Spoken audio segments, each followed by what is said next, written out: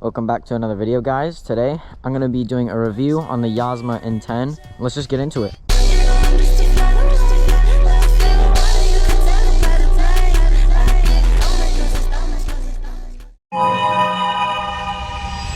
So obviously the Yasma does not come stock like this. It comes stock with red fender, red side panels, and a red seat.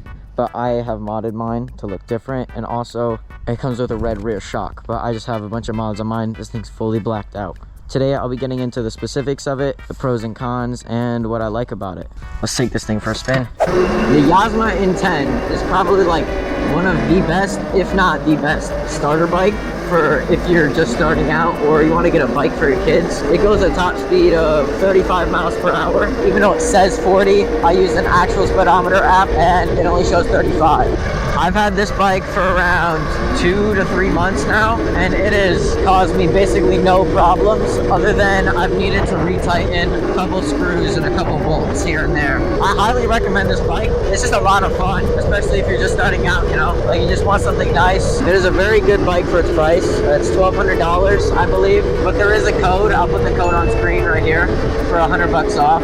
Just not even my code, it's just a code, I think, from their website for whatever reason. Now I'm gonna get into the pros and cons of the bike, of what I like and what I don't, but we'll start off with the pros. Some pros of this bike, it's very cheap. Like, I know I already said that, but it is very cheap for its specs out there. And I know there's other bikes out there that are maybe cheaper or like $100 more expensive for better, but I haven't tried any of those bikes and they don't look as highly quality built as the Yasma. They look a little cheaper, more plastics and stuff.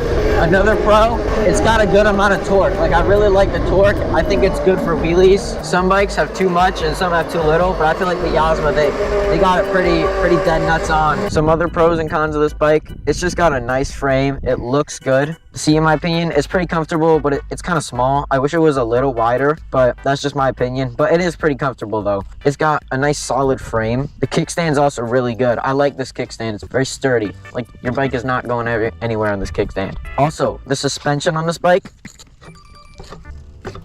is really good. It's probably adjustable. I don't know if it is or isn't, but the rear suspension is good. The front suspension could be probably a little more tense, a little less bouncy, but that's just me. This bike has a 48 volt 23.4 amp hour battery, and I believe a 2600 kilowatt motor. It has, I don't really know the wheels, I'm gonna take a guess here. I'm gonna say 12 and 14, I think. I'm gonna fact check that on screen right here.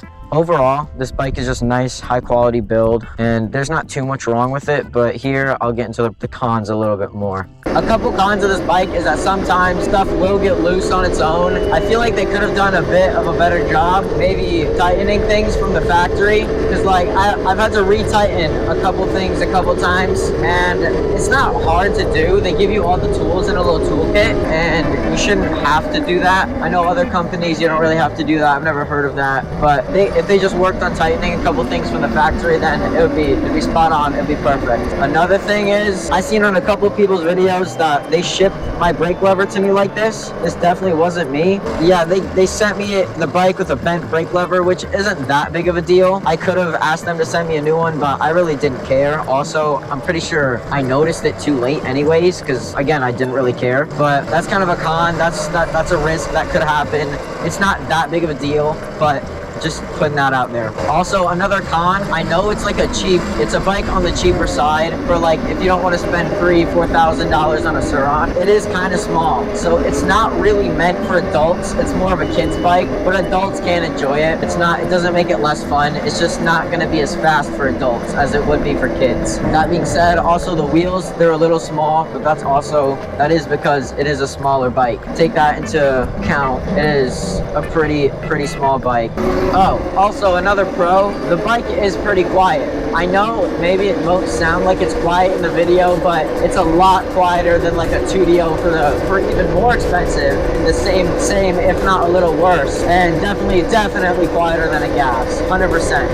There's not even a doubt about it. Now let's talk about some riding time. I've gotten around an hour and a half to 2 hours, if not maybe even a little more, maybe like 3 hours. Very light riding though. I was on like mode 1 and 2 the whole time, never really on mode 3. Unless you're like a really heavy rider, not heavy as in weight, but like heavy as in you like to go fast, you like to do trails and stuff, you don't really use mode 3, the fastest mode, as much as you think. You'd normally stay on mode 2 because that's like all you really need. And on mode 2, I've probably gotten an hour and a half to 2 hours, maybe 2.5 hours of riding time. It's got a pretty good battery life, I would say. It's all you really need, unless you're out riding with friends and you guys are ripping it through trails. The battery life is not going to be an issue for any of you guys at all. I think the most amount of mileage I've gotten off of one full charge on this thing is around, me personally, from mode 2 riding, even a couple mode 3s sometimes, I've gotten around 20 to 22 miles on this thing, which is pretty good, especially because that day I heavy rode it and I didn't even ride it till it died. It probably had like 5 or 6 more volts left, so maybe you could even get more, especially with like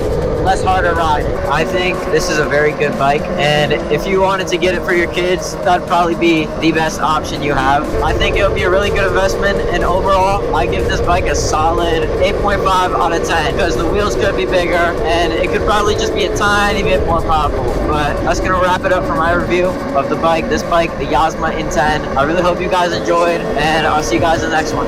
Peace.